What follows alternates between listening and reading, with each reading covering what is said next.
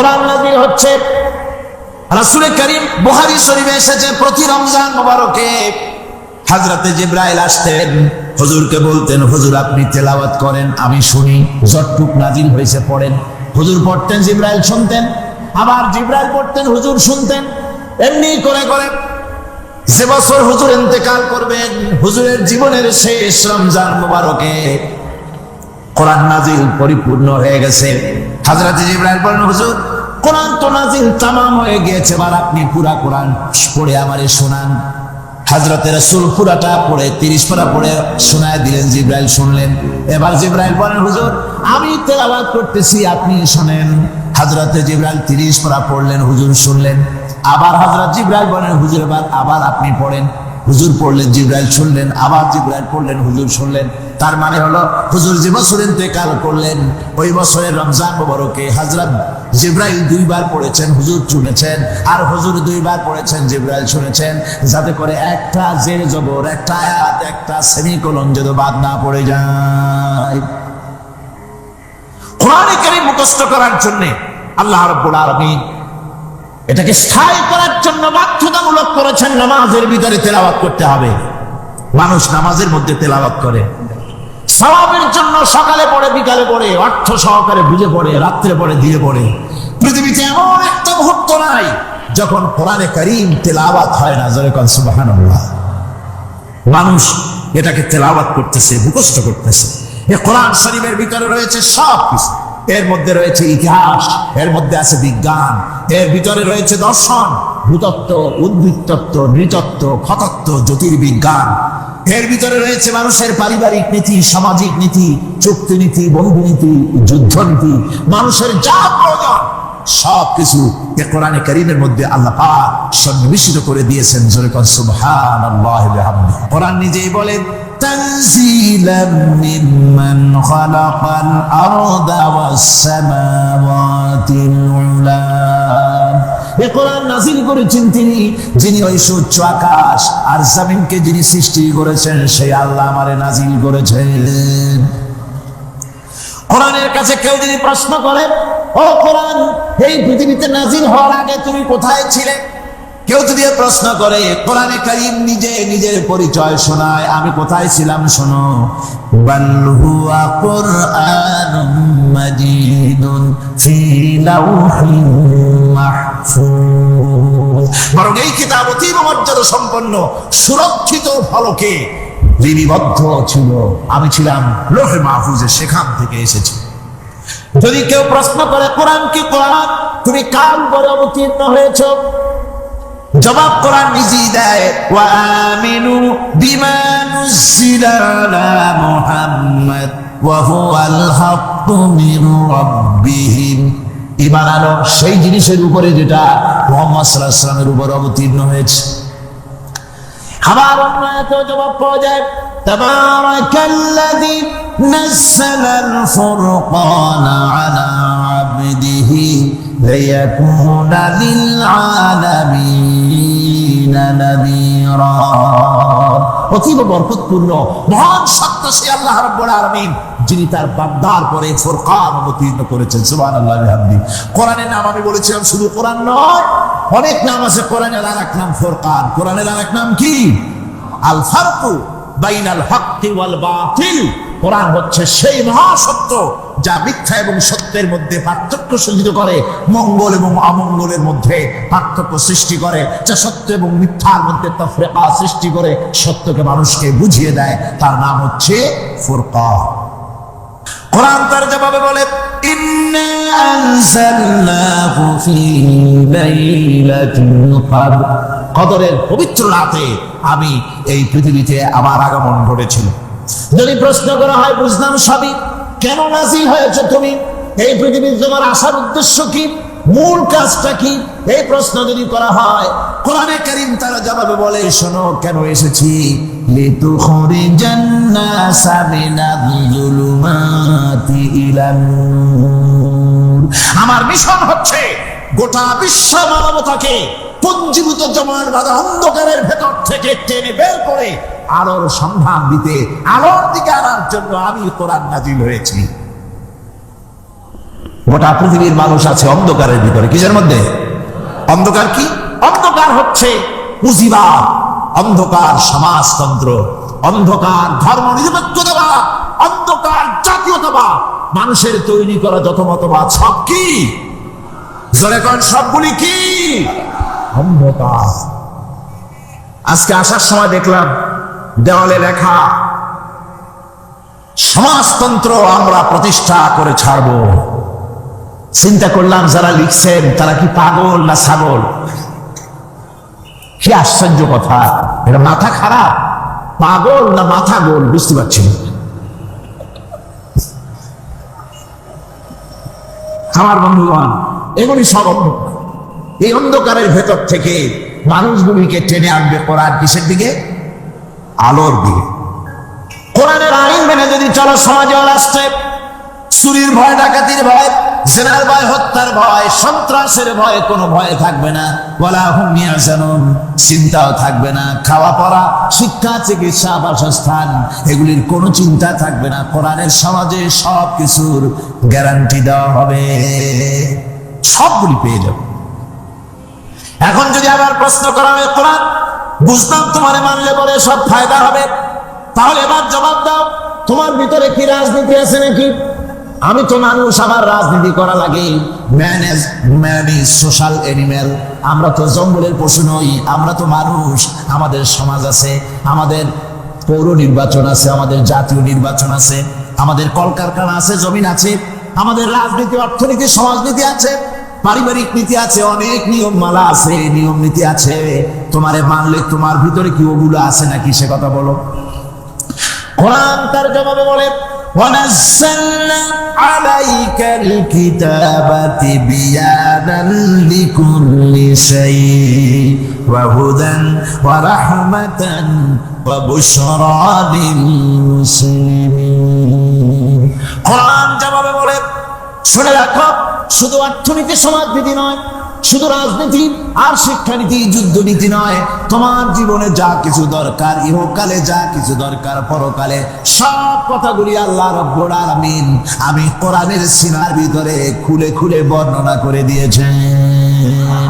সব কথা কোরআনে কারীমের ভিতরে রয়েছে। তোমার এমন কোনো জিনিস নাই যা তুমি কোরআনে কারীমের মধ্যে পাবে না। তোমার সমস্ত প্রয়োজন আমার বুকের মধ্যে আল্লাহ দিয়ে দিয়েছেন। বিজ্ঞান আছে, দর্শন আছে, ইতিহাস আছে, সব আছে এর মধ্যে। তবে কোরআনের মধ্যে বিজ্ঞান আছে বলে আমি এটাকে বিজ্ঞানের কিতাব বলবো না, দর্শন আছে বলে দর্শনের কিতাব আমি বলবো না, রাজনীতি আছে বলে কোরআনকে আমি রাজনীতির কোনো কিতাব বলবো না।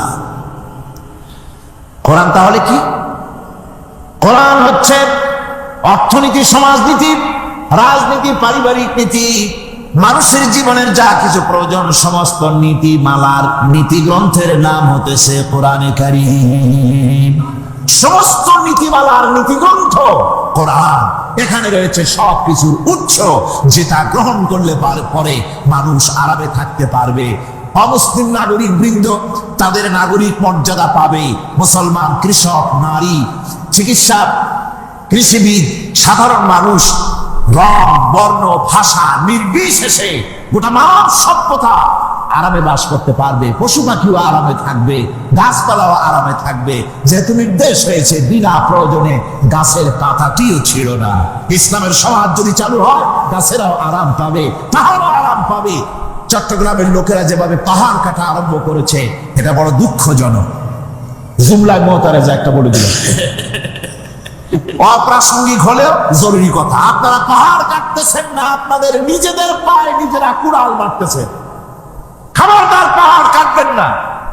আল্লাহ প্রকৃতির ভারসাম্য আপনারা নষ্ট করছেন বলে ওজোন স্তরে ফাটল ধরেছে। তা রিপেয়ার করার জন্য আজকে বিশ্বের সব বিজ্ঞানীরা হতাশ হয়ে গিয়েছে, পাগল হয়ে গেছে।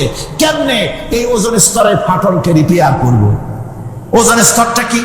ওজোন স্তর হচ্ছে সুবহানাল্লাহ, আল্লাহর যে কত দয়া। সূর্য, সেই সূর্যের রয়েছে আলট্রা ভায়োলেট রে, যাকে বাংলায় বলা হয় অতি বেগুনি রশ্মি।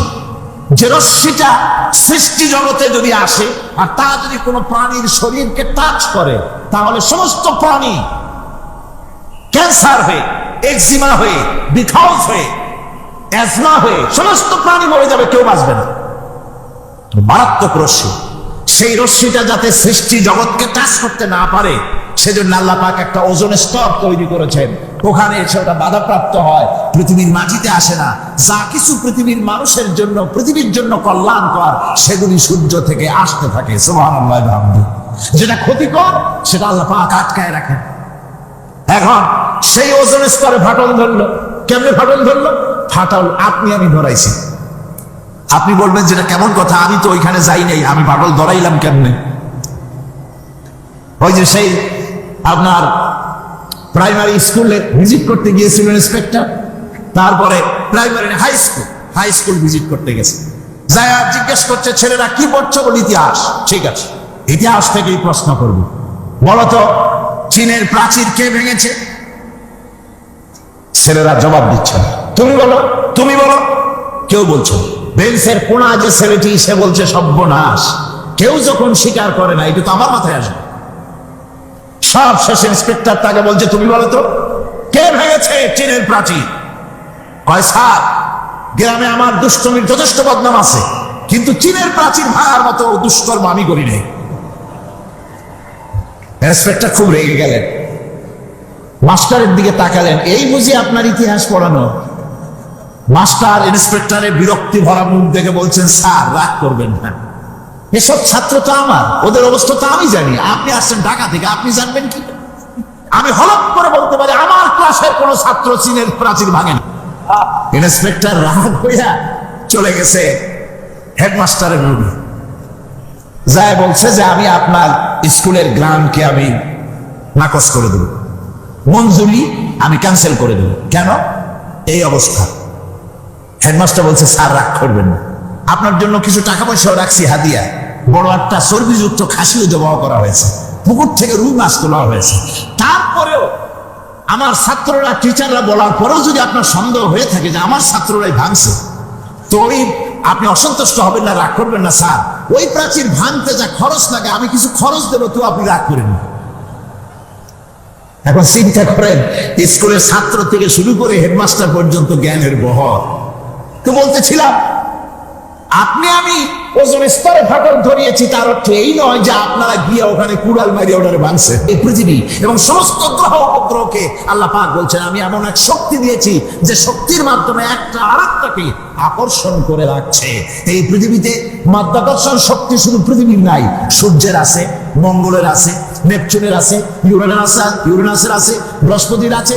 প্রত্যেকটি গ্রহের আলাদা আলাদা মাধ্যাকর্ষণ শক্তি আছে, আর এই শক্তির বলে একটা আরেকটাকে টেনে ধরছে যাতে করে বিচ্ছিন্ন হয়ে না যায়, যাতে করে ধ্বংসপ্রাপ্ত না হয়। এগুলি আল্লাহ পাক এই তত্ত্বগুলি কোরআনে কারীমের মধ্যে বলেছেন। ফলে মরিস বুকাইলির মতো লোক, যিনি ফরাসি দার্শনিক, তিনি বলেছেন দুনিয়ার সমস্ত বিজ্ঞানীদের থিওরি হচ্ছে এই যে বিজ্ঞানের কোন থিওরি ফাইনাল নয়, আজ একটা হচ্ছে, কাল সেটাকে পরিবর্তন করে নতুন আর এক থিওরি আসতেছে।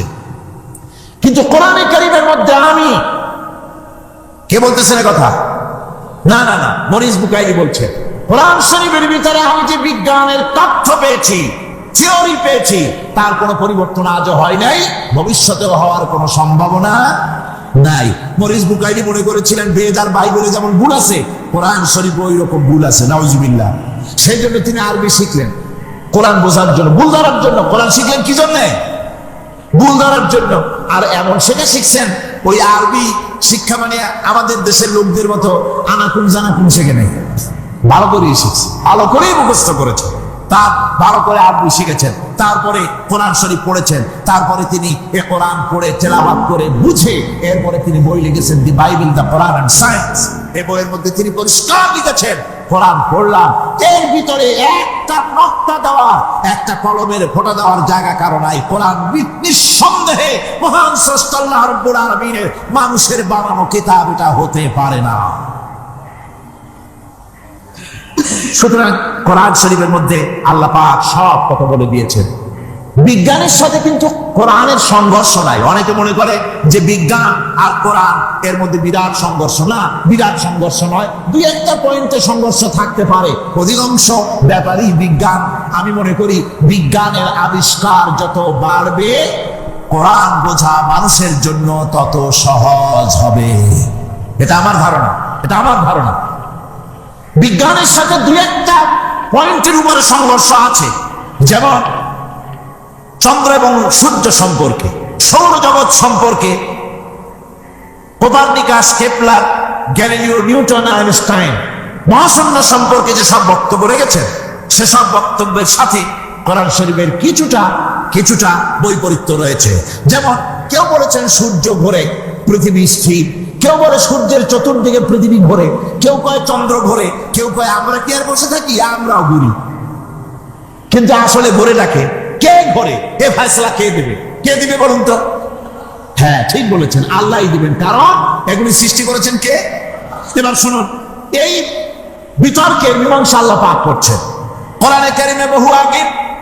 গ্যালিলিও, কেপলার, কোপারনিকাস এদের বলার অনেক আগে বিশ্বনবী জনাবে মুহাম্মদ রাসূলুল্লাহ সাল্লাল্লাহু আলাইহি ওয়াসাল্লাম তিনি বলে দিয়েছেন, আল্লাহর কথা তিনি বলেছেন, লাশ-শামসু ইয়ানবাগী লাহা আন তুদরিকাল কামারা ওয়ালাল লাইলু সাবিকুন নাহার ওয়া কুল্লুন ফি ফালাকিন ইয়াসবাহুন। প্রবল জ্ঞানী হইবে যাহারা, আপন মনেতে বুঝিবে তাহারা, রাত্রি পারে না আগে যাইবার দিনের স্থান করি অধিকার। চন্দ্র বাঁধে না সূর্যের গায়েতে, সূর্য পারে না চন্দ্রকে ধরিতে। যার যে স্থান বহাল রাখিয়া ভ্রমণ করিছে খোদাকে ডরিয়া। আল্লাহ রাব্বুল আলামিনকে ভয় করে সব ঘুরছে, চাঁদও ঘোরে, সূর্য ঘোরে, মঙ্গল ঘোরে, ইউরেনাস ঘোরে, বৃহস্পতি ঘোরে, পৃথিবীও ঘোরে। সব ঘুরছে তো ঘুরছেই, বন করে ঘুরছে একটা নির্দিষ্ট কক্ষপথে, আপন আপন কক্ষপথে ঘুরছে, যার ফলে অ্যাক্সিডেন্ট হয় না। সুবহানাল্লাহ, জোরে বলেন সুবহানাল্লাহ। নির্ধারিত কক্ষে ঘুরছে, নির্ধারিত কক্ষে ঘুরছে। এর কক্ষগুলি আল্লাহ পাক ঠিক করে দিয়েছেন, সেই কক্ষে ঘুরতেছে, একে অপরের পথ অতিক্রম করতেছে না। আবার ওই মহাশূন্যের ভেতরে রয়েছে ব্ল্যাক হোল। ব্ল্যাক হোল কি? ব্ল্যাক হোল হচ্ছে একটা বিরাট অন্ধকার গহ্বর, একটা মৃত্যুকূপ। এত বড় বিরাট ব্ল্যাক হোল মহাশূন্যে আছে, বিজ্ঞানীরা হয়রান হয়ে গেছে। তার এত বড় শক্তি, সে শুধু তারা খায় না, কোন তারকা ঘুরতে ঘুরতে যদি তার কাছে এসে যায় তারাকে খেয়ে ফেলে। কোন আলো যদি কাছে আসে, আলো শুষে নিতে নিতে আলো যার থেকে এসেছে সেটাকেও শেষ করে ফেলে। এ ধরনের একটা দারুণ আকর্ষণী শক্তি তার মধ্যে আল্লাহ সৃষ্টি করেছেন। একটা ব্ল্যাক হোল আছে মহাশূন্যের ভিতরে। সূর্য, চন্দ্র, গ্রহ, নক্ষত্র, যে সূর্য পৃথিবীর চাইতে 13 লক্ষ গুণ বড়, এমন 2 কোটি সূর্য খাইয়া হজম করতে পারে এত বড় ব্ল্যাক হোল আল্লাহ তৈরি করে রেখেছেন মহাশূন্যের উপরে। রয়েছে মিল্কি ওয়ে, রয়েছে গ্যালাক্সি, অন্তত 10,000 কোটি, 10 সহস্র কোটি তারকা দিয়ে সমৃদ্ধ গ্যালাক্সি মিল্কি ওয়ে, যেটা অন্ধকার রাত্রে, তারকা সজ্জিত রাতে উত্তর দক্ষিণ দিকে টানা একটা পথের মতো দেখা যায়। এটা হচ্ছে গ্যালাক্সি, এটাকে বলা হয় মিল্কি ওয়ে। এটা হচ্ছে ছায়াপথ। অসংখ্য তারকা এর মধ্যে রয়েছে। কত বড় বড় তারকা, অনেক দূরে। তাই আমরা দেখি বিন্দু বিন্দু, আসলে কি বিন্দু না। কত বড় জানেন? বিজ্ঞানীরা বলেছেন দৈত্যের মতো বিরাট বিরাট তারকা আছে, যে সূর্য পৃথিবীর চাইতে 13 লক্ষ গুণ বড়। এরকমের সূর্য অন্তত 3 কোটি সূর্য খাইয়া হজম করতে পারে, এরকম অসংখ্য তারকা মিল্কি ওয়ের ভিতরে আল্লাহ সৃষ্টি করেছেন। সুবহানাল্লাহ বিহামদিহি, সুবহানাল্লাহ। আর মানুষ লাফায়, 4 গুণ মানুষ খালি লাভ দেয়, মোষ কতগুলো রাখা, কোন আনন্দে লাফা। কি শক্তি তোমার! মহাশূন্যের তুলনায় এই পৃথিবীর অবস্থান কি জানেন? এই জন্য যত বেশি পড়াশোনা করবেন মাথা নত হয়ে যাবে। কমিউনিস্ট হয় ছাগলেরা, বুদ্ধিমান কোনোদিন কমিউনিস্ট হয় না। কারা কমিউনিস্ট হয়? ছাগলগুলি, যাদের আকল নাই, যাদের জ্ঞান নাই, বুদ্ধি নাই, ওরাই কমিউনিস্ট হয়। কোন চিন্তাবিদ, কোন বিজ্ঞানী কমিউনিস্ট হয় না। মাথা নত হয়ে যায়, আল্লাহর এই সৃষ্টি দেখে পাগল হয়ে। নিঃসন্দেহে আল্লাহ আছেন, নইলে পরে এগুলি হয় কি করে? আমি চিন্তা করি পাই না কমিউনিস্ট হয় কেমন, কতখানি পাগল হইলে হয়। ছোট্ট একটা রুমাল দেখলে মনে করি কোন তাঁতি এটারে বানাইছে, একটা এই কি জানি কয় মাইক দেখলে মনে করি কেউ এটাকে বানাইছে, টেবিল দেখলে মনে করি কেউ বানাইছে, ফ্রিজ দেখলে মনে করি বানাইছে কেউ, একটা সই দেখলে মনে করি কেউ এটাকে বানাইছে। আর এই বিশাল পৃথিবী, ওই বিশাল আকাশ, কমিউনিস্টরা কয় এমনি এমনি হয়েছে। কয় বোতল খায় দৈনিক আল্লাহ জানে। মাথা নত হয়ে আসবে চিন্তা করলে কি বিশাল সৃষ্টি আল্লাহ পাকের। এই ছায়াপথ, এই গ্যালাক্সি, এর তুলনায় পৃথিবীর অবস্থান কোথায়? পৃথিবীর অবস্থানটা হচ্ছে আমার হাতে একটি কলম। এই কলমটা কাগজের উপরে আমি যদি নিপটা রাখি, কাগজের ভিতরে নিপে যতটুকুন জায়গা টাচ করবে, মহাশূন্য গ্যালাক্সি মিল্কি ওয়ে আল্লাহর এই মহাশূন্যের তুলনায় পৃথিবীর অবস্থান একটা কলমের নিপে যতটুকুন জায়গা নেয় এর থেকে বেশি নয়। এই যদি হয় পৃথিবী, তাহলে সেই পৃথিবীর মানুষ আপনি, আপনি কতটুকুন? সলিমুদ্দি বসিরুদ্দি খালি লাফায়। আমার বন্ধুগণ, লাভ লাভের চলে বলে হ্যান করেঙ্গে তেন করেঙ্গে, লাঠিকে আন্দার মুগুর ভরেঙ্গে। কয়দিন পর শোনা যায় শীতের পড়ছে, কিছু নাই। সুতরাং আল্লাহ পাকের অসীম সৃষ্টি জগৎ, এর সঙ্গে বিজ্ঞানের সংঘর্ষ কম, দু একটা পয়েন্টে আছে। বাকি সবগুলিতে বিজ্ঞানের আবিষ্কার যত বাড়তেছে, আল্লাহরে চেনা, সৃষ্টি জগৎকে জানা মানুষের জন্য তত সহজ হচ্ছে। এই কথাগুলি আমি সামনের দিকে আরো বলবো ইনশাআল্লাহ। সবাই বলেন ইনশাআল্লাহ, যাতে আমাদের বুঝে আসে। আর রহমান আল্লামাল কোরআন, কোরআন শিখিয়েছেন আমাদেরকে রহমান, এমন নিয়ামত দিয়েছেন যার মধ্যে সব আছে। মানুষ সৃষ্টির ব্যাপারে, মানব সৃষ্টির ব্যাপারে নির্ভুল তথ্য যদি পেতে হয়, তাহলে কার কাছে যাব? জোরে কর। আল্লাহর কাছে যেতে হবে। আর আল্লাহর কাছে না যাইয়া মানব সৃষ্টির রহস্য যদি জানতে যাই ডারউইনের কাছে, তাহলে আপনার মামু হবে সুন্দরবনের বান্দরেরা। ঠিক কিনা? বান্দরেরা হবে মামু, শিম্পাঞ্জি ওরাংওটাং হবে আপনার নানার দাদা। তার কারণ ডারউইন সাহেব বলেছেন মানুষ এর পূর্বপুরুষ হলো বাঁদর, শিম্পাঞ্জি, ওরাংওটাং। এটা হলো তার থিওরি অফ ইভলিউশন। বিবর্তনবাদের এই বিবর্তনবাদের থিওরি পেশ করতে গিয়ে তিনি বলেছেন মানুষ হলো বান্দরের জাত। আরে বেটা, তুই বান্দরের জাত। নিজের লেজ কাটি আর সকলের লেজ কাটা আরম্ভ করতে যাচ্ছে। কি পাগলের পাগল, মানুষ হয়েছে বান্দরের জাত। আশ্চর্য কথা। কেমনে কইলে? তো বললো যে শিম্পাঞ্জি দেখছে, তো সে শিম্পাঞ্জি দেখে তার মনে হয়েছে যে মানুষ ওইরকমই তো দেখা যায়, তো মানুষ বুঝি বান্দর থেকেই আসছে। আমি বলি পৃথিবীতে এমন পাগল আমি কোনোদিন দেখিও নাই, শুনিও নাই যে কোনো পাগল পাবদা মাছ দেখে বলেছে যে এটা হচ্ছে বোয়াল মাছের পূর্বপুরুষ। টাকি মাছ দেখে কোন ছাগলও বলেছে আজ পর্যন্ত যেটা হলো শোল মাছের পূর্বপুরুষ। পুঁটি খাইতে খাইতে আস্তে আস্তে বিরাট শোলে পরিণত হয়ে গেছে, কোন পাগলেও বলে। আচ্ছা, মেনে নিলাম ডারউইন সাহেবের থিওরি, মেনে নিলাম এক সেকেন্ডের জন্য যে বান্দর থেকেই মানুষ হয়েছে। এখনো তো বানর প্রজাতি আছে না, শেষ হয়ে গেছে? আছে কিনা? তাহলে সুন্দরবনে যান, যে দেখুন কোন বানর কি এ পর্যন্ত দেখা গেছে যে কোমর পর্যন্ত মাংসের মতো হয়ে গেছে। আর একটু দুধ আর পনির আর একটু এই শুটকি মাছ লোকটা ফিস খাওয়াইলে আর কদিনের মধ্যে এই বান্দরটা মানুষ হয়ে যাবে। হয়েছে এরকম? বান্দরের 12 আনা মানুষ হয়ে গেছে, 14 আনা মানুষ হয়ে গেছে, আর অল্প একটু বাকি। এরকম দেখা গেছে কোথাও? দেখা যায়। পাগলামি কথা, পাগলামি। لينظر الإنسان مما خلق خلق من ماء دافق يخرج من بين الصلب والترائب। আল্লাহ পাক বলেন মানুষ কি তার সৃষ্টির রহস্য দেখে না? কেমনে তাকে আমি সৃষ্টি করেছি?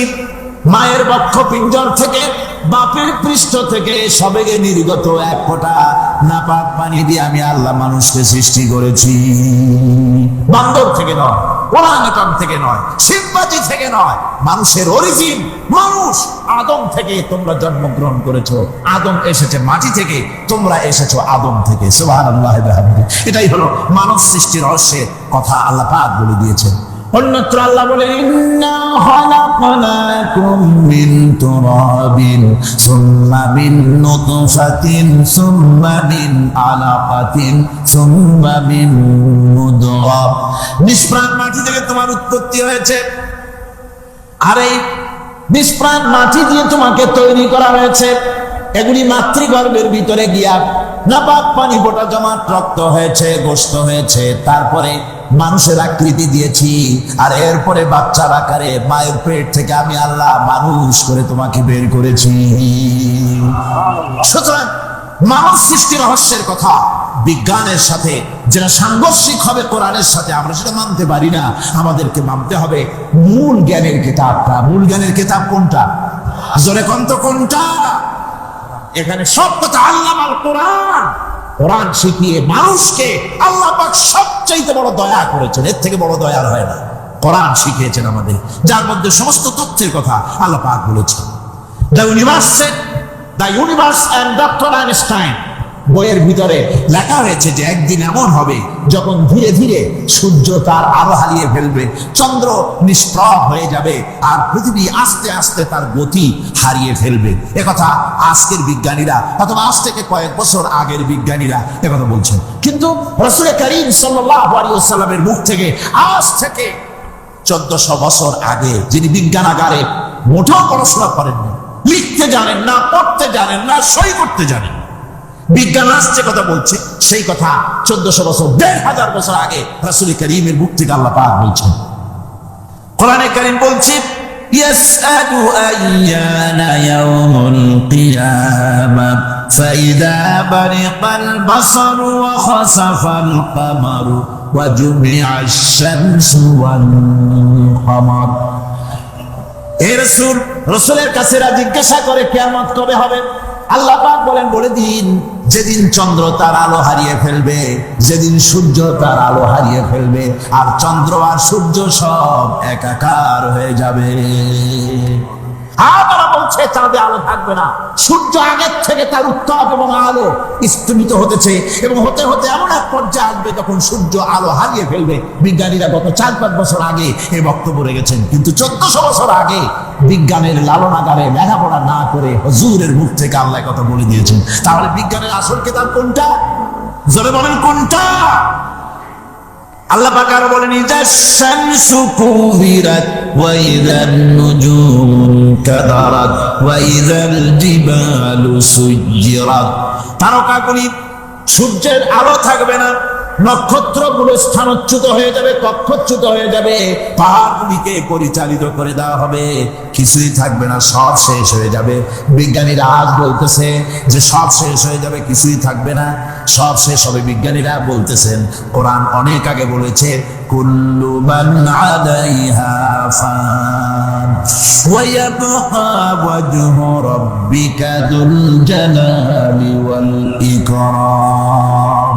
সব শেষ হয়ে যাবে, বিশ্বে যা কিছু আছে সব লয় হবে, ক্ষয় হবে, ধ্বংস হবে, কিচ্ছু থাকবে না, থাকবেন শুধু আল্লাহ সুবহানাহু ওয়া তাআলা। সুবহানাল্লাহি ওয়া বিহামদিহি। কোরআনে কারীম এই কথা বহু আগে আমাদেরকে জানিয়ে দিয়েছে। সুতরাং আসল জ্ঞানের কিতাবটাই হচ্ছে কোরআন কারীম।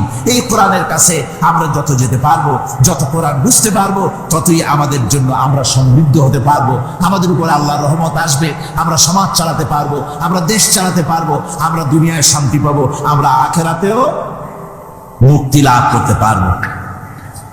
কোরআনে কারীম সমস্ত বিজ্ঞানের উৎস, দর্শনের উৎস। এইটা না জানলে কিছুই জানা হয় না, এইটা জানা হলে সব জানা হয়। পণ্ডিত আপনার ডক্টর শহীদুল্লাহ, আল্লাহ জান্নাত নসিব করুন, সবাই বলুন আমিন। তিনি বলতেন, বড় বড় সেমিনারে গিয়ে বলতেন তিনি, যে আপনারা যারা বক্তব্য রাখতে এসেছেন, জনগণকে বলছি না, যারা বক্তব্য রাখতে এসেছেন, এমএ পাস করেছেন, ডিগ্রি করেছেন, পিএইচডি করেছেন, এভারসিএস করেছেন, বহু কিছু ডিগ্রি আপনারা লাভ করেছেন, নামের আগে 6 হাত লম্বা ডিগ্রি আপনারা লাগাইছেন, আপনারা পণ্ডিত ঠিকই, কিন্তু এই কোরআন শরীফের জ্ঞান যদি আপনাদের না থাকে, আপনারা পণ্ডিত, তবে আপনারা মূর্খ পণ্ডিত। কি পণ্ডিত? কি পণ্ডিত? মূর্খ পণ্ডিত। ওরা বলে যে মৌলবীরা জানে কি, মৌলবীরা জানে কি? আরে ভাই, মৌলবীদের কাছে তো আসল জ্ঞান আছে। সুবহানাল্লাহ, এখানে সবটা আছে। আপনারা এখানে আসেন, এটা বিশ্বাস করলে আপনি সবটা পেয়ে যাবেন। কোরআন বিশ্বাস করতে পারলে, কোরআন জানতে পারলে আপনি সব জানবেন। কোরআনে কারীমের মধ্যে আল্লাহ পাক কত কথা বলেছেন। এর মধ্যে আছে আল্লাহ পাক বলেছেন, আফালা ইয়ানজুরুনা ইলাল ইবিলি কাইফা খুলিকাত। এই যে আমি উটগুলোরে বানাইছি, কেমনে বানাইলাম তোমরা কি দেখছো? উট কেমনে বানিয়েছি? মুফাসসিরিনে কেরাম এর উপরে অনেক আলোচনা করেছেন। তারা বলেছেন যে উট মরুভূমির জাহাজ, তারপরে উটের পিঠে একটা চুট আছে, কোন কোন উটের পিঠে দুইটা চুট আছে, মাঝখানে বসে একটারে হেলান দিয়ে আর একটা ধরে বসা যায়। আমি দেখছি দুইটা চুটওয়ালা উট, আফ্রিকান উট আমি দেখেছি, যে চুট সুবহানাল্লাহ দেখলে অবাক হয়ে যেতে হয় যে আল্লাহর কি কুদরত। উটের পৃষ্ঠে দুইটা চুট, মাঝখানে আপনি বসবেন, পিছনেরটা একটা ছোট সেটের মতো, পিছনে হেলান দিলেন, আর সামনে যখন সে মরাল সম চড়াই উত্তরাই পথ দিয়ে নামা ওঠা করবে, তখন আপনি যেন পড়ে না যান সেজন্য সামনেরটা বুকের সাথে জড়ায় ধরবেন। এরপরে কি সৃষ্টি আল্লাহ, সুবহানাল্লাহ বিহামদিহি। জিরাফগুলি দেখুন, জিরাফগুলি তার মাথা কত বড় উঁচা। লন্ডন জুতে জিরাফ দেখলাম, সে জিরাফের দেহ থেকে তার মাথাটা 22 ফিট উঁচা। মানে তাই সে যদি নিচে দাঁড়ায়, 3 তলা বিল্ডিং এর ছাদের উপরে নাস্তা দিলে তো নিচে দাঁড়ায় খাইতে পারে, এই অবস্থা। সেই জিরাফে পানি খাবে কেমনে? মাথা হলো এত উঁচা, পিছনের ঠ্যাং দুটা খাটো, সামনের ঠ্যাং দুটো উঁচা, এখন পানি খাবে কেমনে? ওই মাথা নামাইতে গেলে ঠ্যাং তো অনেক উঁচা। আল্লাহ পাক এমন সুন্দর ব্যবস্থা করলেন, সামনের দুইটা ঠ্যাং এভাবে সরায় দেওয়ার মতো। ও যখনই পানি খায় দেখলাম দুইটা ঠ্যাং অনেক ছাড়ায় দেয়, দুই দিকে ঠ্যাং চলে যায়, তখন মাথাটা সহজে নিচে নামায় আসে, পানি খাইতে পারে। এই সুযোগগুলি আল্লাহ সুবহানাহু ওয়া তাআলা তিনি করে দিয়েছেন। ওমা কুল্লা আনিল খালকি গাফিলিন, আমি আমার সৃষ্টি জগৎ সম্পর্কে অমনোযোগী নই। সুবহানাল্লাহ। ভল্লুকগুলি কি বিরাট বিরাট একটা ভল্লুক। সে ভল্লুক দেখেছি, কৃষ্ণ ভল্লুক দেখেছি, হাঁটতেছে মনে হয় যেন পায়ের তলায় হাফসুল করে, ঠিক জুতা পায়ের তলাটা তেমন দেখা যায়, ওই রকমের তলাটা, গায়ে একেবারে পশম। লোক ওই বরফের দেশে থাকতো, সে শীত কষ্ট না পায়, সেই জন্য আল্লাহ একটা কম্বল ওর গায়ে জড়াই দিয়েছে, অটোমেটিক কম্বল। সুবহানাল্লাহ। তো উট, আল্লাহ বলছেন উট কেমনে বানাইছি দেখছো?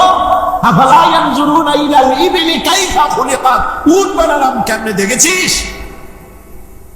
মানুষ অবাক হলো, আল্লাহ এত কথা ঠিয়া উটের কথা বলছেন, কারণ নানান রকম মানুষ বলল।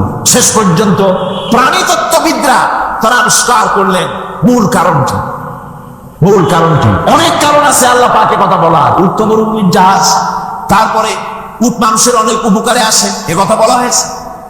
প্রাণীতত্ত্ববিদরা খুঁজে খুঁজে তারা দেখতে পেয়েছে যে উটকে জমা করে দেখা গেছে, উট সমস্ত প্রাণী বাতাস থেকে অক্সিজেন যতটা গ্রহণ করে ততটা ছেড়ে যায়, যতটা গ্রহণ করে ততটা ছেড়ে যায়। একমাত্র প্রাণী উট যে যতটা অক্সিজেন গ্রহণ করে বাতাস থেকে সবটা ছাড়ে না, 2/3 ছেড়ে দেয়। 1/3 তার লাংসের পাশে রাখার জন্য আল্লাহ পাক একটা চেম্বার তৈরি করেছেন। ওই চেম্বারের ভিতরে 1/3 অক্সিজেন থেকে যায়, কারণ পানিও রেখে। তার পানি রাখার জন্য রিজার্ভ ট্যাঙ্কি আছে, একটা ভেতরে একটা রিজার্ভ ট্যাঙ্কি আছে, অক্সিজেন রাখার একটা চেম্বার আছে। এগুলি কেন? এই জন্য যে মরুভূমির ভিতরে সাইমুম শিল্পী গোষ্ঠী না, কিন্তু ঝোড়ো হাওয়া, মরুভূমির ভিতরে ঝোড়ো হাওয়া, এই ঝোড়ো হাওয়া যখন আরম্ভ হয়ে যায় তখন মানুষ বাঁচতে পারে না, মানুষ টের পাইয়া সব বাড়িতে চলে যায়। মরুভূমিতে চড়ে বেড়ায় উট, সে যাবে কোথায়? উঠতে যাওয়ার জায়গা নাই। 7 দিন 8 দিন 1 সপ্তাহ 2 সপ্তাহ পর্যন্ত এই মরুভূমিতে ঝড় চলতে থাকে, বালুর ঝড়, কিচ্ছু দেখা যায় না। ওখানে দেখছিলেন বালুর পাহাড়, কালকে আজকে দেখবেন বালুর পাহাড় এখানে চলে আসছে, এভাবে পাহাড় তৈরি হয়ে যায়, বালি উড়ায় নিয়ে যায় বাতাসে। এই বাতাসের ভিতরে বালু উঠতে থাকে সমানে, মানুষ প্রাণী কিছুই সেখানে শ্বাস করতে পারে না, বাঁচতে পারে না। উটের মতো প্রাণী যে মরুভূমিতে থাকে, ও বাঁচবে কি করে? আল্লাহ সুবহানাহু ওয়া তাআলা ওর লাংসের পাশে অক্সিজেন রাখার চেম্বার করে, পানির ট্যাঙ্কি তৈরি করে দিয়ে রেখে এমন কায়দা করেছেন, ও যখনই টের পায় যে ঝড় শুরু হবে, সাথে সাথে ঠ্যাং দিয়া মুখ দিয়া গর্ত করে বালুর ভিতরে মাথা ঢুকাইয়া 1 সপ্তাহ 2 সপ্তাহ থাকতে পারবে মাটির তলে, অক্সিজেনের অভাব হবে না। আফালা ইয়ানজুরুনা ইলাল ইবিলি কাইফা খুলিকাত, দেখো না কিভাবে সৃষ্টি করেছি আমি এই সুন্দর উটকে, একবার দেখো। আর শুকরিয়া তোমার মাথা নত হবে। যত বড় কমিউনিস্ট হও, আল্লাহর জন্য সেজদা দিতে বাধ্য হবে যদি তোমার ঈমান এতটুকু থাকে। আবার ভাইরা, আল্লাহ রাব্বুল আলামিন অসংখ্য প্রাণী সৃষ্টি করেছেন এবং সবগুলির প্রয়োজন তিনি মিটিয়েছেন। সুবহানাল্লাহ পড়েন। দেখুন সমুদ্রের ভিতরে তিনি চলতেছে, বিশাল তিনি। অনেকে দেখেন নাই, কেউ কেউ দেখেছেন, আমি দেখেছি তিনি মাছ, বিশাল তিনি। এই তিনি মাছ শত শত টন ওজন, একটা তিনি 150 টন, 250 টন, 500 টন, 1000 টন, বিরাট বিরাট ওজনের তিমি মাছ। এই তিমি মাছ পানির নিচে থাকে, আবার পানির উপরেও আসে। উপরে আসবে কেমনে, নিচে যাবে কেমনে এত ওজন নিয়ে? আল্লাহ সুবহানাহু ওয়া তাআলা তার পেটের ভিতরে লক্ষ লক্ষ গ্যালন পানি ভরে, হাজার হাজার গ্যালন পানি ভরে এরকম একটা রিজার্ভ ট্যাঙ্ক তৈরি করেছে। ও যখন ডুবতে চায় তখন পেটের উপর থেকে ডালাটা উন্মুক্ত করে দেয়, গল গল করে সমুদ্রের পানি পেটের মধ্যে ডুবতে থাকে। পানিতে ভরে গেল, শরীরের ওয়েট দারুণ ভাবে ওয়েট ক্যারি করলো, তখন সে আস্তে করে সমুদ্রের তলায় ডুবে গেল। আবার যখন সে শ্বাস প্রশ্বাসের জন্য, অক্সিজেনের জন্য সমুদ্রের উপরে উঠতে চায়, তখন ডালাটা খুলে দিয়ে পাম্প দেয় নিজের শরীরে। পাম্প দিলে পরে তার ভিতর থেকে রক্ষিত পানির ফোর্স এত উঁচা হয়, অন্তত 10 মাইল দূর থেকে সেই পানির ফোয়ারা দেখা যায়। তিমি মাছের এই অবস্থা দেখে মানুষ তৈরি করেছে সাবমেরিন। আমি সাবমেরিনেও চড়েছি, দেখেছি দ্বিতীয় বিশ্বযুদ্ধে যে সাবমেরিন ব্যবহার করা হয়েছিল, পোর্টসমাউথে সেই সাবমেরিন আমাকে দেখানো হয়েছে, আমি দেখেছি। তাতেও ঠিক একই কায়দায় পানি ভরে পানির তলায় যায়, আবার ওঠার সময় পানি ছেড়ে উপরে চলে আসে। তিমি মাছ থেকেই মানুষ এটাকে গ্রহণ করেছে। মানুষের শিক্ষার জন্য অগণিত প্রাণী আল্লাহ সৃষ্টি করেছেন। বিজ্ঞানের সাথে তাই কোরআনের সংঘর্ষ নাই। বিজ্ঞান মানুষকে যত বেশি আবিষ্কার করবে, বিজ্ঞান কোরআন বোঝা মানুষের জন্য তত সহজ হবে। আর আপনারা যত জ্ঞানী হবেন, কোরআন যত পড়বেন, মাথা তত নত হবে। তুলা গাছের ফল যত পাকে তত গাছ কি হয়, ডালগুলো কি হয়, উপরে উঠে যায়। বোঝেন না কেন? তুলা গাছ নাই আপনাদের দেশে? তুলারে কি কয় চট্টগ্রামে? তুলা গাছে কি বলে? তুলা গাছ। তুলা গাছের ফল যত পাকে তত গাছের ডাল কি হয়, যখন কাঁচা থাকে তখন নিচে থাকে, ডাল ঝুঁকে পড়ে, আর পাকলে পরে উপরে উঠে যায়। আর আম গাছের ফল যত পাকে তত ডাল কোথায় যায়, নিচে যায়। যারা মানুষের তৈরি করা এই সমস্ত জ্ঞানে যারা সমৃদ্ধ হয়, তারা ওই তুলা গাছের মতো আস্তে করে যতই জ্ঞানে বৃদ্ধ হয় ততই ডাল উপরের দিকে যায়, জ্ঞান তত হালকা হয়। আর কোরআন আমের মতো, কাঁঠালের মতো, মানুষের উপকারী এমন এক ফলের মতো, যত পাকে যত পড়ে, জ্ঞান যত সমৃদ্ধ হয় ততই আল্লাহর সামনে মাথা নত হয়ে যায়। মানুষের কাছে জ্ঞান খুবই সংক্ষিপ্ত জ্ঞান। মানুষের কাছে অমা উতিতুম মিনাল ইলমি ইল্লা কালিলা, খুব সামান্যতম জ্ঞানই তোমাদেরকে দেওয়া হয়েছে, বেশি জ্ঞান আমাদের কাছে নাই। সবচাইতে বড় জ্ঞানের উৎস আল্লাহ সুবহানাহু ওয়া তাআলা। জ্ঞানের উৎস হচ্ছে কোরআনে হাকিম। সেই কোরআন থেকে আল্লাহ পাক দয়া করে আমাদেরকে কোরআন শিখিয়েছেন। জোরে কোন সুবহানাল্লাহি ওয়া বিহামদিহি। এই কোরআনের সব কথা আল্লাহ আর রহমান আল্লামাল কোরআন, আল্লাহর সবচাইতে বড় দয়া আমাদেরকে কোরআন শিখিয়েছেন। জোরে কোন সুবহানাল্লাহ। সেই কোরআনের মর্যাদা, সেই কোরআনের শিক্ষা, সেই কোরআন দিয়ে আমাদের কি ফায়দা ইত্যাদি কথা আমি ধীরে ধীরে আপনাদের সামনে আলোচনা করব ইনশাআল্লাহুল আজিজ। সবাই বলেন আমিন। আমার ভাইরা, এই আলোচনা থেকে কেউ মাহরুম হবেন না, এই আলোচনা থেকে কেউ মাহরুম হবেন না। একজনে গতকাল বলেছিলাম 3 জনকে যদি দাওয়াত দিয়ে আনেন তাহলে ফায়দাটা কি জানেন?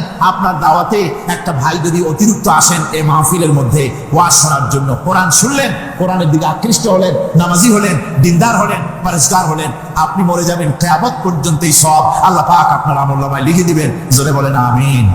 আরো জোরে বলেন আমিন। আল্লাহুম্মা আমিন। ربنا ظلمنا أنفسنا وإن لم تغفر لنا وترحمنا لنكونن من الخاسرين ربنا لا تزغ قلوبنا بعد إذ هديتنا وهب لنا من لدنك رحمة إنك أنت الوهاب ربنا العالمين। হাজার হাজার মুসলমান নরনারী দীর্ঘক্ষণ ধরে তোমার কোরআনের কথা শুনেছি, মেহেরবানি করে সওয়াবটুকু রাসূল করিম সাল্লাল্লাহু আলাইহি ওয়াসাল্লামের রূহ মুবারকে পৌঁছে দাও। তামাম পৃথিবীর মাটির নিচে যত মুমিন মুমিনাত শুয়ে আছে আল্লাহ তুমি মেহেরবানি করে কবরগুলিকে জান্নাতের টুকরায় পরিণত করে দাও। আমাদের মা বাপ যাদের দুনিয়া থেকে বিদায় হয়ে গেছে আল্লাহ দয়া করে তাদেরকে জান্নাতবাসী করে নিও। রব্বিরহামহুমা কামা রব্বায়ানি সগীরা, রব্বিরহামহুমা কামা রব্বায়ানি সগীরা। হে আল্লাহ তাআলা এই মাহফিলের আয়োজন যারা করেছেন ইসলামী সমাজ কল্যাণ পরিষদকে তুমি মঞ্জুর করে নিও আল্লাহ রাব্বুল আলামিন। तमाम পৃথিবীর বুকে মুসলমানেরা যত জায়গায় বিপদে আছে মুসিবতে আছে আল্লাহ তুমি দয়া করে মেহেরবানি করে বিপদগ্রস্ত মুসলমানদের হামি ও নাসির হয়ে যাও রব্বুল আলামিন। এই মাহফিল আরো 3 দিন এখানে হবে বলে আমাদের প্রোগ্রাম রয়েছে আল্লাহ, বাকি 3 দিন তোমার কুদরতি নিজাম দিয়ে তুমি এটাকে পরিচালিত করে দিও আল্লাহ রব্বুল আলামিন। এই মাহফিল যারা আয়োজন করেছেন এবছর দারুণ ভাবে ঋণগ্রস্ত হয়ে তারা এই মাহফিলের ব্যবস্থা করেছেন আল্লাহ তুমি দয়া করে তাদের ঋণ পরিশোধ করার মতো তৌফিক দিয়ে দিও। তোমার বান্দাদের দিন তাদের দিকে মাইল করে দিও রব্বুল আলামিন। এই মাহফিলের যিনি মুরব্বী হযরত মাওলানা শামসুদ্দিন সাহেবের জন্য গতকাল দোয়া করেছি, আজও করছি, গত বছরও করেছি। তোমার কাছে আমরা কাঁদতেই থাকবো, দোয়া করতেই থাকবো, যেহেতু তোমার দরজা ছাড়া আর বান্দার কোনো দরওয়াজা নাই রব্বুল আলামিন। তুমি মেহেরবানি করে আমাদের এই ভাইকে দয়া করে চক্ষুষ্মান করে দাও, তার দৃষ্টি শক্তি দয়া করে তুমি ফিরিয়ে দাও রব্বুল আলামিন। তুমি তোমার বান্দাদের দোয়া তোমার দরবারে মঞ্জুর করে নাও। মা বোনেরা কষ্ট করে প্রতিদিন আসেন, আয় আল্লাহ মা বোনদেরকেও হেদায়েত নসিব করে দাও, মা বোনদের যাতায়াত আসান করে দাও, আর তাদেরকে তোমার দিন বুঝে দিনের রাস্তায় চলার তৌফিক দিয়ে দিও। রব্বানা তাকাব্বাল মিন্না ইন্নাকা আনতাস সামিউল আলিম ওয়া তুব আলাইনা ইন্নাকা আনতাত তাওয়াবুর রহিম।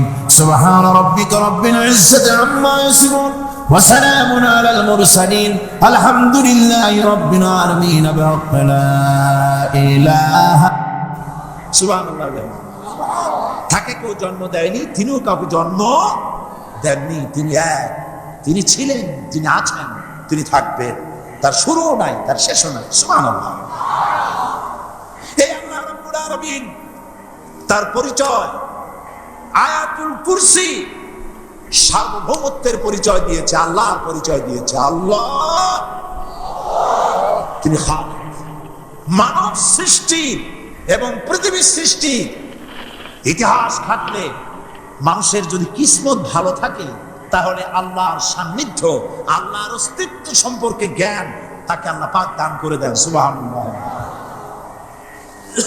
পৃথিবীর সৃষ্টির ব্যাপারে বুদ্ধিজীবীরা কি বলছেন দেখুন।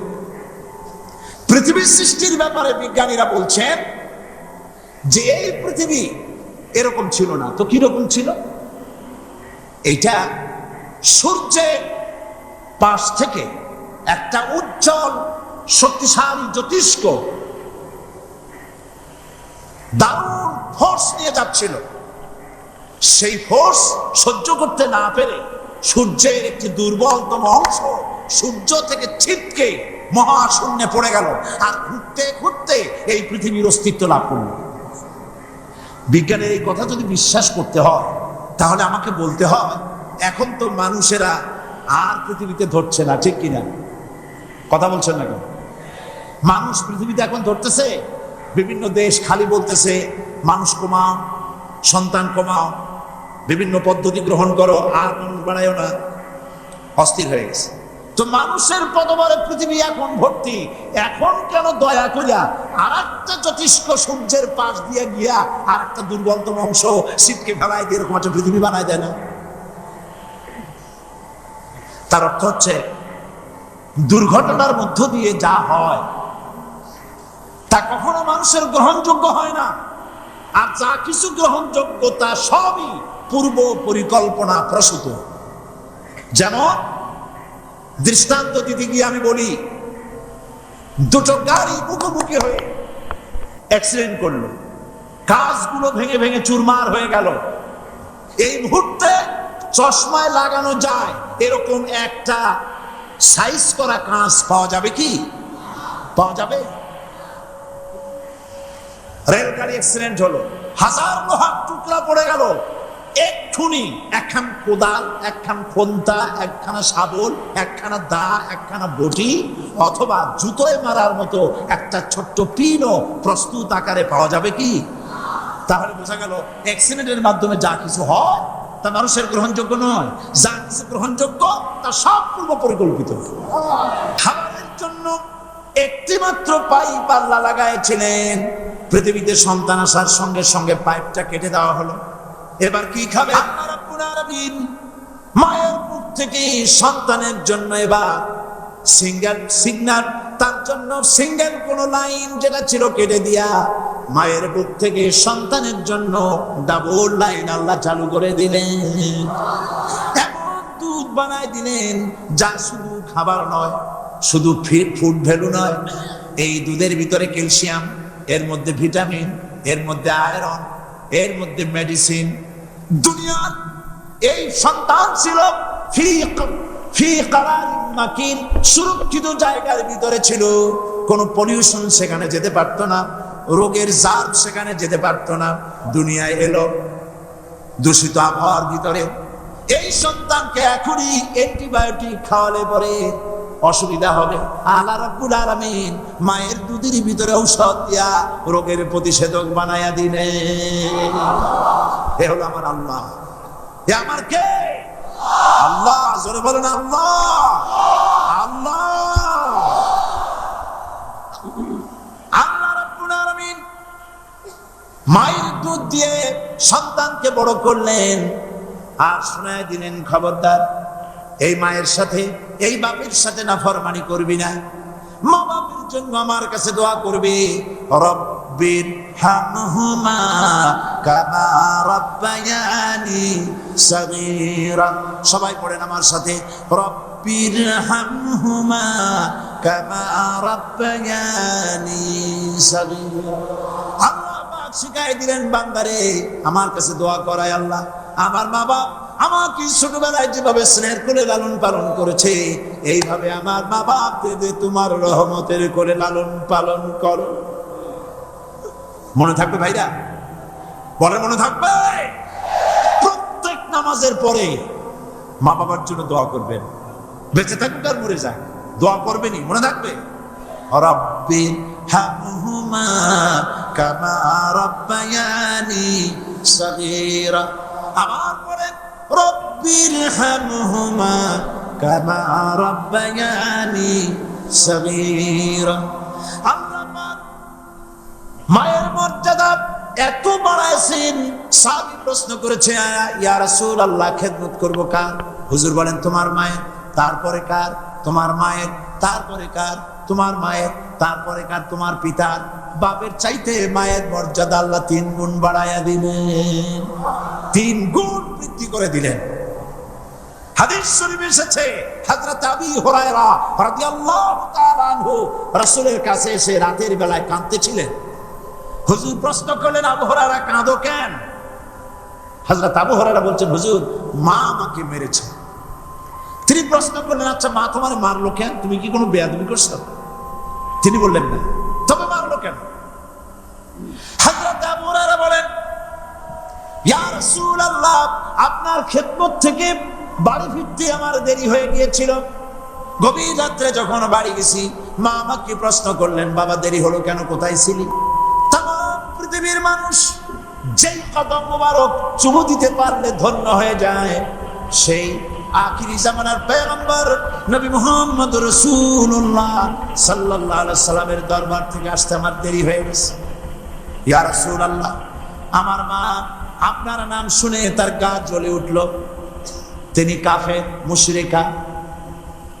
আপনার নাম শুনে অগ্নিশর্ম হয়ে আমাকে ধরে পিটানো আরম্ভ করলেন আর বললেন, আবু হুরায়রা হয় মুহাম্মদ সাল্লাল্লাহু আলাইহি সাল্লামের বাড়ি ছাড়বি, নইলে আমার বাড়ি ছাড়বি, কি করবি বল?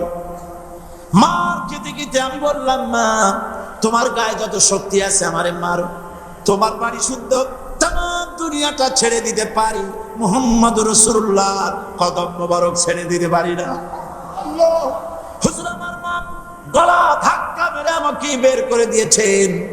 হুজুর বলছেন, আবু হুরায়রা মা তোমাকে মেরেছে আর আমার কাছে নালিশ করছো, আমি তোমার মায়ের কোনো বিচার করতে পারবো না। সুবহানাল্লাহ। এত বড় পাওয়ারফুল নবী, শানওয়ালা, ইজ্জতওয়ালি, বরকতওয়ালি, এত বড় নবী বলছেন মা মেরেছে, আমার করার কিচ্ছু নাই। সুবহানাল্লাহ। তোমার মা মুশরিকা হোক আর যাই হোক, তোমার মা। সুবহানাল্লাহ বলে। আমার বন্ধুগণ, হযরত আবু হুরায়রা বলেন, ইয়া রাসূলুল্লাহ, মায়ের বিরুদ্ধে কোনো অভিযোগ নিয়ে আমি আপনার কাছে আসি নাই। হুজুর বললেন, কেন আসছো বলো খুলে। আবু হুরায়রা বলেন, হুজুর আমি জানি আপনি আল্লাহর দরবারে যদি কোনো ব্যাপারে হাত তোলেন আল্লাহ মঞ্জুর করে ফেলেন। আপনি দয়া করে আমার মার জন্য দোয়া করেন, আল্লাহ যেন হেদায়েত দিয়ে দেন।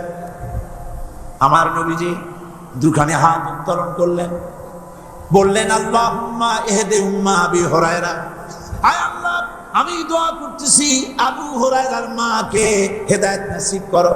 হুজুর হাত তুলে মোনাজাত করছেন, আবু হুরায়রা দৌড় দিলেন বাড়ির দিকে। কয়েকজন সাহাবী হযরত আবু হুরায়রার জামা টেনে ধরেছে, এই ভদ্রলোক দৌড়ায় কেন? এত শান্ত মানুষ, কখনো গরম হয়ে কারোর সঙ্গে কথা বলে না। এই মানুষটা দৌড়ায় কেন? কোনো বিপদ হইল নাকি? জামা টেনে ধরে বলে, আবু হুরায়রা দৌড়াও কেন? হযরত আবু হুরায়রা বলেন, জামা ছেড়ে দাও, কোনো বিপদ আমার হয় নাই, আমি দৌড়াইয়া বাড়ি যাই দেখতে চাই। আমি দৌড়াইয়া আগে বাড়ি যেতে পারলাম না, আমার নবীর দোয়া আগে আমার বাড়ি চলে গেছে, আমি এটা দেখতে চাই। হযরত আবু হুরায়রা দৌড়াতে দৌড়াতে বাড়ি চলে গেছে। দরজায় নক করলেন, ভেতর থেকে আওয়াজ এলো, কে? তিনি বললেন, আমি আবু হুরায়রা। আম্মা দরজা খুলে দাও, আমি তোমার সন্তান। মা বললেন, বাবা অপেক্ষা করো, দরজা খুলতেছে। হযরত আবু হুরায়রা বলেন, মায়ের গলার আওয়াজের ভেতরে কুফরির কর্মসূতা পেলাম না, মায়ের গলার আওয়াজের ভেতরে তাওহীদের নরমিয়াত পেলাম।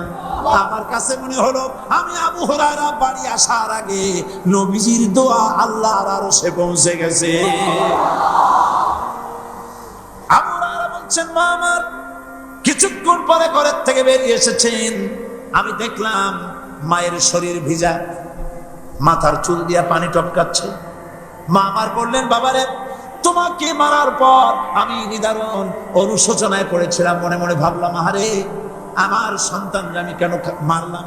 সে তো কোনো খারাপ কাজ করে নাই, কোনো খারাপ জায়গায় যায় নাই। এত ভালো মানুষ, যার সম্পর্কে লোকেরা খামোখাই মিথ্যা কথা বলে, এই ভালো মানুষটার কাছে গেছে, সেজন্য আমি মারলাম কেন? বাবা গো, আমি আমার ভুল বুঝতে পেরেছি, জীবনের ভুলও ধরা পড়েছে, আমাকে জলদি করে নিয়ে চলো বিশ্ব নবীর দরবারে। হযরত আবু হুরায়রার মা রাসূলুল্লাহর খেদমতে এসে ঘোষণা করলেন, আশহাদু আল্লা ইলাহা ইল্লাল্লাহু ওয়াহদাহু লা শারীকা লাহু ওয়া আশহাদু আন্না মুহাম্মাদান আবদুহু ওয়া রাসূলুহু। আমার ভাইয়েরা, আল্লাহ রাব্বুল আলামিন মানুষ সৃষ্টি করে পৃথিবীতে পাঠিয়ে দিলেন, খাবারের ইন্তজাম করলেন, এগুলি সব আল্লাহর পরিচয়। আল্লাহরে চেনার জন্য বড় বড় কিতাব ঘাটা লাগে না, কিসমতে যদি থাকে দুই একটা দৃষ্টান্ত যথেষ্ট হয়ে যায়। সুবহানাল্লাহ, সুবহানাল্লাহ, দুই একটা দৃষ্টান্ত যথেষ্ট। আল্লাহ পাক সমস্ত সৃষ্টি জগৎকে তৈরি করলেন, সৃষ্টি করলেন, আর তাদের খাদ্যের ব্যবস্থা করলেন। কে করেছেন খাদ্যের ব্যবস্থা? খাদ্য দেন আল্লাহ। কিন্তু অহংকারী যারা, তারা বলে দেশের বাম্পার ফলনের জন্য সমস্ত কৃতিত্ব সরকারের। বলেন আস্তাগফিরুল্লাহ, বলেন নাউজুবিল্লাহ। এদের একজন বলছিল, 3 বছর কিছু দিবার পারুন না, লোকেরা কয় আমরা না খাইয়ে থাকুন, আল্লাহ কয় আমিও দেহুম, কদ্দুর পারো না খাইয়ে থাক। ফসল কে দেন? জোরে বলেন কে দেন? বাম্পার ফসলের ফলনের দাবি সরকার করতে পারে না, এটা কুফরি, এটা শিরক। জমিনের ফসল কে দেন? আকাশের বৃষ্টি কার? সব আল্লাহ পাক। আল্লাহ পাক কোরআন শরীফে বলেছেন, লা ইন শাকারতুম লাযীদান্নাকুম ওয়া লা ইন কাফারতুম ইন্না আযাবী লাশাদীদ। আমার নিয়ামতের শুকর যদি আদায় করো বাড়ায় দেব, আর যদি কৃতজ্ঞ হও শুকরিয়া আদায় না করো মস্ত বড় শাস্তি দেব। ফসল দেই আমি, আর শুকরিয়া আদায় করো তোমার বাজানে, ঠিক কিনা? শুকরিয়া আদায় করে কেন? বাজানে একটা লোকের, একটি মানুষের যেই প্রশংসায় সরকার করলো, বিগত 4.5 বছর ধরে একটা মানুষের যত জিকির করলো, প্রশংসা করলো, ছবি টানাইলো, যদি এতটা জিকির এতটা স্মরণ আল্লাহ রাব্বুল আলামিনের করত, ওদের জন্য আল্লাহর জান্নাতের দরজা খোলা হয়ে যেত। প্রশংসা করবে কা? চিল্লায় বলুন, আল্লাহ পাকের প্রশংসা করবে। খেতে দেওয়ার মালিক তিনি। আল্লাহ পাক বলছেন আল্লাহকে, তার পরিচয় আল্লাহ তুলে ধরেছেন, ওয়ামা মিন দাব্বাতিন ফিল আরদি ইল্লা আলাল্লাহি রিজকুহা। এই পৃথিবীর ভিতরে এমন কোন বিচরণশীল জীব নাই যার রিস্কের দায়িত্ব আমি আল্লাহ গ্রহণ করি নাই। সুবহানাল্লাহ বলবেন না? রিস্কের দায়িত্ব কার হাতে? আচ্ছা দেখুন তো, পৃথিবীর সমস্ত সরকারের কাছে বিভিন্ন মন্ত্রণালয় আছে না? খাদ্য মন্ত্রণালয় বলে কোনো মন্ত্রণালয় আছে কিনা? আছে। খালি কয় খামু আর খামু।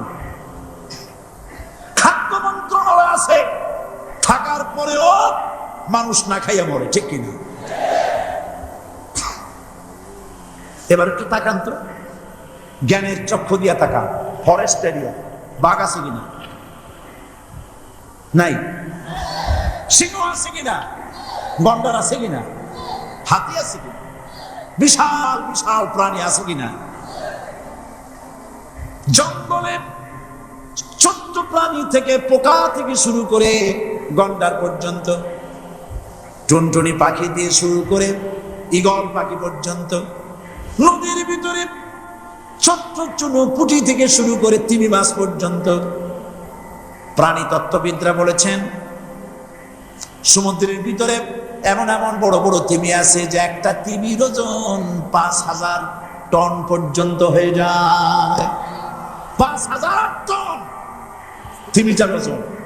এর যখন বাচ্চা হয় তখন বাচ্চার দৈনিক দুধ লাগে 50 থেকে 60 মণ পর্যন্ত। কে ব্যবস্থা করে? রুহুল ফেরেশতা। তো ওর মা যেমন বাচ্চা তো সেরকম, ঠিক কিনা? কে দেয় খাবার? এবার দেখেন তো, আপনার দেশের এই জঙ্গলে কত হাতি আছে। হাতিরা মিছিল করে আসছে যে আল্লাহ আমাদের এখন আর খাইতে খাইতে দিতে পারে না, বাংলাদেশের গভর্নমেন্ট কিছু দেয়। আসছে না, খাইয়া ক্ষুধার জ্বালায় হাতি মরেছে, বাঘ মরেছে, সিংহ মরেছে, এর কোনো দৃষ্টান্ত আছে? ক্ষুধার জ্বালায় আকাশের উড়ন্ত পাখিরা ছটফট করে মারা গেছে, দৃষ্টান্ত আছে? নদীর মাছেরা ক্ষুধার জ্বালায় ভেসে উঠেছে, না খাইয়া মরে গেছে, দৃষ্টান্ত আছে? মহান আল্লাহ রাব্বুল আলামিন কোরআন শরীফের ভিতরে বলেছেন অনেক প্রাণী এমন আছে যারা তাদের খাদ্যকে সঞ্চয় করে না, খাদ্যকে জমা করে না, আহরণ করে না। সকাল বেলায় একটা খাবার খেলো, দুপুরে কি খাবে তার জানা নাই। শকুন পৃথিবীর মাটি থেকে 3 মাইল উপরে ওড়ে, তার চোখকে আল্লাহ পাক এত তীক্ষ্ণ বানিয়ে দিয়েছেন, এই চট্টগ্রামের কোথায় মরা গরু আছে 3 মাইল উপর দিয়ে দেখতে পায়। সুবহানাল্লাহ বলতে ইচ্ছে করে। এই প্রাণীগুলি খাবারগুলি কোনো গভর্নমেন্ট জোগাড় করে রাখে নাই। আল্লাহ পাক বলেন সবার খাবার আমি দেই। সকাল বেলায় সমস্ত প্রাণীগুলি, মহাশূন্যে পাখি, পানির ভিতরে মৎস্যরাজি, জঙ্গলের ভিতরে হিংস্র প্রাণী, পোকামাকড় থেকে শুরু করে সবগুলো খালি পেটে সব বেরিয়ে যায়, কারো কোনো খাবারের মজুদ নাই। সন্ধ্যা হতে না হতে সমস্ত প্রাণীগুলির পেট ভরাইয়া আমি আবার যার যার ঘরে বেড়ায় দেই। আয়াতুল কুরসির ভিতরে আল্লাহর সার্বভৌমত্বের কথা বলেছেন, আল্লাহু লা ইলাহা ইল্লা হুয়াল হাইয়ুল কাইয়্যুম। পড়েন আমার সাথে সবাই, আল্লাহু লা ইলাহা ইল্লা হুয়াল হাইয়ুল কাইয়্যুম। আল্লাহ হচ্ছেন যিনি ছাড়া কোনো ইলাহ নাই, তিনি শাশ্বত চিরঞ্জীব। সুবহানাল্লাহ বিহামদিহি। আগামীকাল এর বাকি অংশ আমি আপনাদের সামনে আলোচনা করব ইনশাআল্লাহ। জোরে বলেন ইনশাআল্লাহ। দাঁড়ানো বাইরে বসেন, আপনাদের পাশে যারা দাঁড়িয়েছেন অনুরোধ করে বসায় দেন। বলেন যে আর 5 মিনিট বসেন, আল্লাহর রাস্তায় হাঁটেন না। হ্যাঁ বলেন, বলেন আপনারা যে আল্লাহর রাস্তায় হাঁটেন না, বসেন, সবাই বসেন। এত বড় মাহফিলের মুনাজাত, সুবহানাল্লাহ বলেন। চট্টগ্রামের ইতিহাসের শ্রেষ্ঠ মাহফিল, চিল্লায় বলেন সুবহানাল্লাহ। গোটা বিশ্বে কোরআনের শ্রেষ্ঠ মাহফিল, বলেন সুবহানাল্লাহ। জোরে বলেন আলহামদুলিল্লাহ। আগামীকাল এ মাহফিলের আখেরি মুনাজাত হবে ইনশাআল্লাহ। বলেন ইনশাআল্লাহ। আমি আন্তরিকভাবে দুঃখিত, প্রতি বছর আমার মা বোনদের জন্য, চট্টগ্রামবাসী আমার মা বোনদের জন্য আলাদাভাবে তাদের প্রশ্নের উত্তর দেই এবং তাদের সামনে কোরআন হাদিসের কথা আলাদাভাবে বলি। এবছর দিন কম হয়ে গেল বলে মহিলারা, মা বোনেরা বঞ্চিত হয়ে গেলেন। শিশু কিশোরদের জন্য আলাদাভাবে সমাবেশ করা হয়, তাও বঞ্চিত হয়ে গেল। এই বিশাল তাফসীরুল কোরআন মাহফিলের বরকত থেকে চিটাগংবাসীকে যারা বঞ্চিত করলো, আল্লাহ তাদের হেদায়েত নসিব করে দিয়ে। যদি হৃদয় থাকে, যদি হৃদয় বলে কিছু থাকে, বিবেক বলে যদি কিছু থাকে, আর শরীর যদি মুসলমানের পিওর রক্ত থাকে, তাহলে বাড়ি বসে অনুশোচনা করা উচিত, চোখের পানি ফেলানো উচিত ওই সব লোকের যারা এই বরকতপূর্ণ মাহফিলকে বাধা দিয়েছে। আর যাদের কলজের মধ্যে আল্লাহ মোহর মেরে দিয়েছে, এগুলোর তো হেদায়েত হবে না। যারা, যাদেরকে আল্লাহ পাক তৈরি করেছেন জাহান্নামের জন্য, ওদের কাছে মাহফিল অসহ্য, সহ্যই হবে না। নাউজুবিল্লাহ বলেন। চট্টগ্রামবাসীর জন্য তাফসীরুল কোরআন মাহফিল নিয়ামত। এই নিয়ামত কিয়ামত পর্যন্ত আল্লাহ টিকায় রাখুন, বলি আমিন। আগামীকালের আখেরি মোনাজাতে সমস্ত মুসলমান চতুর্দিক থেকে আল্লাহ পাকের নারা লাগাতে লাগাতে আসবেন। আল্লাহু আকবার, নারে তাকবীর। গোটা চট্টগ্রাম, গোটা চিটাগং শহর আগামীকাল কোরআনের মিছিলের শহর হবে ইনশাআল্লাহ।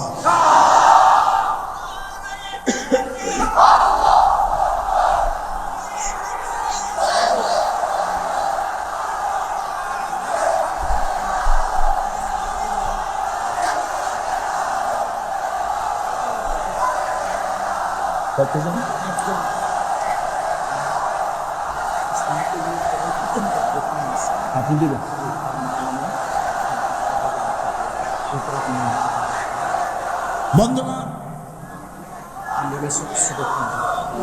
আজকে কোরআন শরীফের তাফসীর শুনে ইসলামের প্রতি আকৃষ্ট হয়ে 8 জন অমুসলিম ভাই ইসলাম কবুল করার জন্য এসেছে।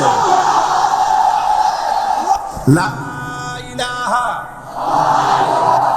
ইল্লাল্লাহু মুহাম্মাদুর রাসূলুল্লাহ। আল্লাহ ছাড়া কোনো ইলাহ নাই, মাবুদ নাই। মুহাম্মদ সাল্লাল্লাহু আলাইহি ওয়াসাল্লাম আল্লাহর প্রেরিত রাসূল। আশহাদু আল্লা ইলাহা ইল্লাল্লাহু ওয়াহদাহু লা শারীকা লাহু ওয়া আশহাদু আন্না মুহাম্মাদান আবদুহু ওয়া রাসূলুহু। আমি সাক্ষ্য দিচ্ছি আল্লাহ ছাড়া কোন ইলাহ নাই, মাবুদ নাই, উপাস্য নাই। তিনি এক, তিনি একক, তার কোন অংশীদার নাই। আমি আরো সাক্ষ্য দিচ্ছি মুহাম্মদ সাল্লাল্লাহু আলাইহি ওয়াসাল্লাম আল্লাহর বান্দা এবং তার প্রেরিত রাসূল। সকলকে বলো আসসালামু আলাইকুম। আপনারা সবাই জবাব দেন। আজ গতকালের 7, আজকের 9। আলহামদুলিল্লাহ, আমাদের এই ভাইরা এখন নিষ্পাপ বেগুনা। আমাদের এই নবাগত ইসলামে দীক্ষিত নিষ্পাপ মুসলমানদের সাথে আমি আপনাদের পক্ষ থেকে আলিঙ্গন করছি।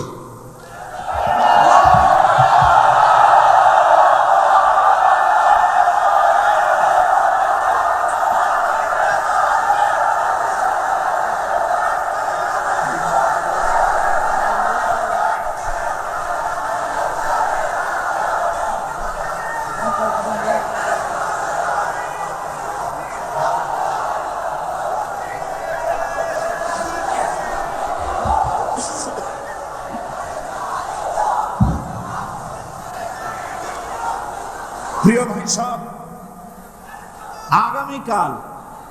আগামীকাল আপনারা দলে দলে চতুর্দিক থেকে আল্লাহ পাকের বড়ত্ব, মহানত্ব, শ্রেষ্ঠত্বের ঘোষণা দিতে দিতে আসবেন। আল্লাহর বড়ত্ব, বিরাটত্ব, মহানত্ব আর শ্রেষ্ঠত্বের ঘোষণা দিতে হয় কিভাবে? আল্লাহু আকবার। সবাই জোরে বলেন, আরো চিল্লায় বলেন।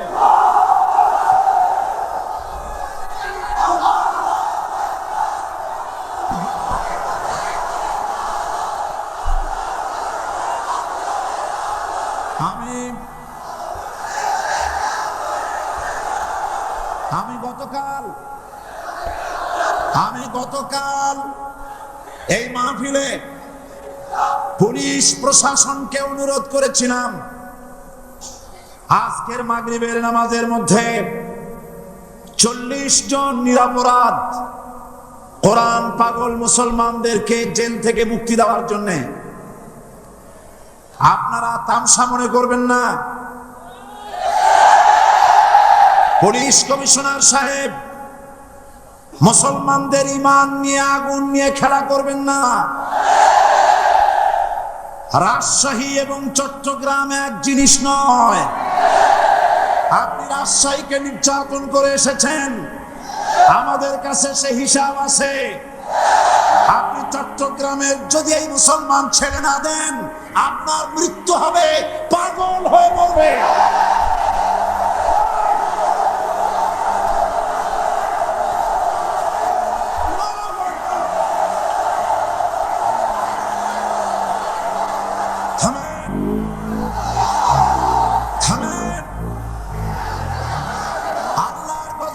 ভয় করেন পুলিশ কমিশনার, আল্লাহর গজবকে ভয় করুন। এই লক্ষ লক্ষ জনতা আপনার গজবের মৃত্যু কামনা করে। আপনি যদি কালকের জুমার আগে 40 জন ছেড়ে না দেন, এই মাহফিল থেকে এমন কঠোর কর্মসূচি ঘোষণা করা হবে, গোটা চট্টগ্রাম অচল হয়ে যাবে।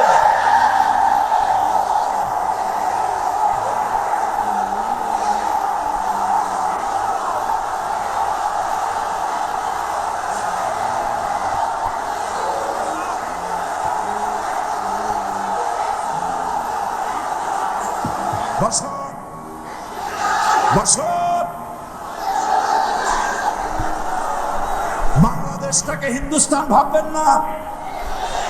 বাংলাদেশ হিন্দুস্তান হবে না। বসনিয়া হবে না। আপনাদের মতো দু চারটা দুরাচার পুলিশ কমিশনার একটা গভর্নমেন্টকে জনবিচ্ছিন্ন করার জন্য যথেষ্ট। আল্লাহ আপনাদেরকে হেদায়েত করুন। মুসলমানদের দুশমন, আল্লাহ এদেরকে হেদায়েত করুন। পাগলামি করবেন না, আল্লাহর গজবকে ভয় করুন।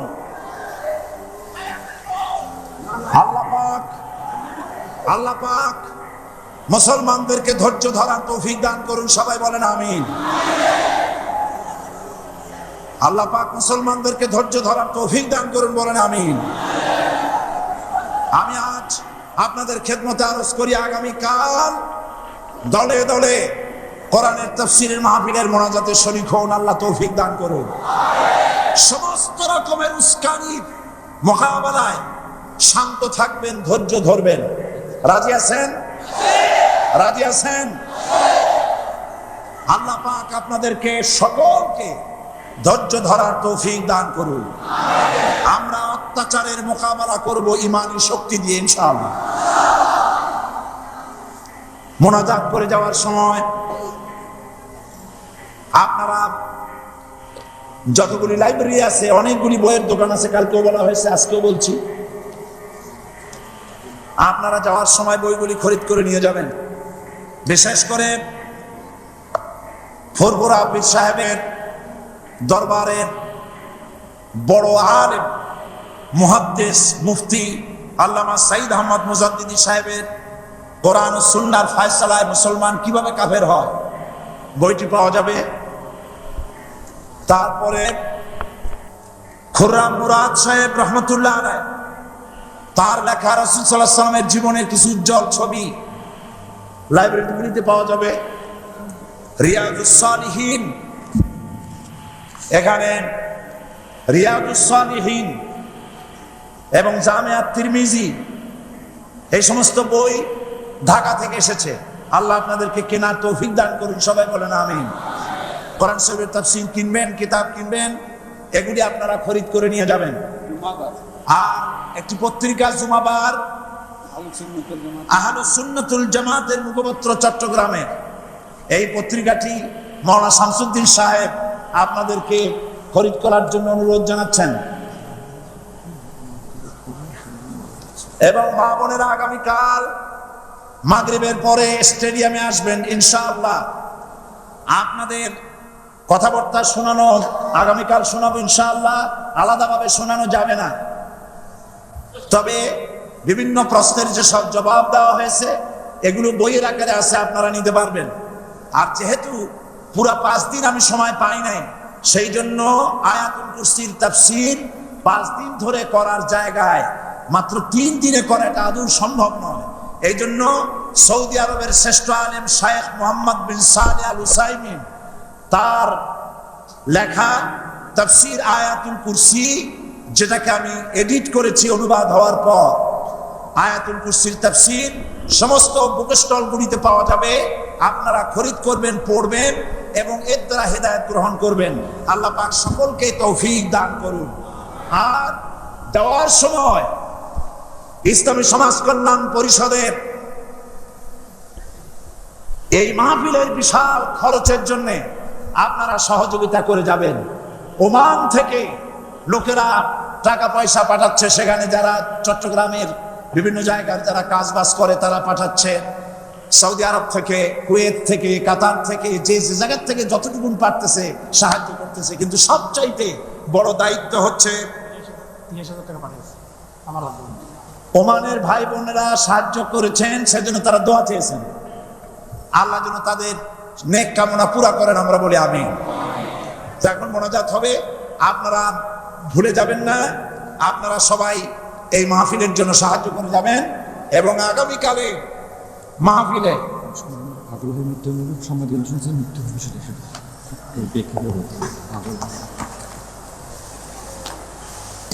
একজন প্রশ্ন করেছেন,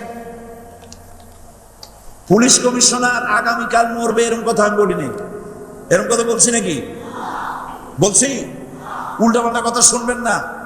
বলেছি কোরআন পাগল মুসলমানদেরকে আপনি জেলে আটকায়ছেন, এবং আপনি আপনার চাকরির প্রমোশনের জন্য, সরকারের দৃষ্টি আকর্ষণের জন্য চট্টগ্রাম তাফসীর মাহফিলে বন্ধ করার সব থেকে বড় ভূমিকা আপনি পালন করেছেন। সুতরাং আপনি যদি তওবা না করেন আর ওই 40 ব্যক্তিকে যদি ছেড়ে না দেন, আল্লাহর গজবে পাগল হয়ে মরবেন। এই কথা আমি বলেছি, উল্টাপাল্টা বলবেন না, লিখবেনও না। আল্লাহর গজব হবে, এ গজব ফিরাতে পারবেন না। যেহেতু আমরা কোরআনের কথা বলি, আমরা আল্লাহর কথা বলি, আল্লাহ রসুলের কথা বলি, আপনি চট্টগ্রামের মুসলমান পুলিশ যারা কোরআনের জন্য কান্দে, মুনাজাতে শরীক হয়, এই মুসলমান পুলিশদেরকে জুতা পায়ে দিয়া মসজিদে ঢোকার সাহস আপনি দিয়েছেন।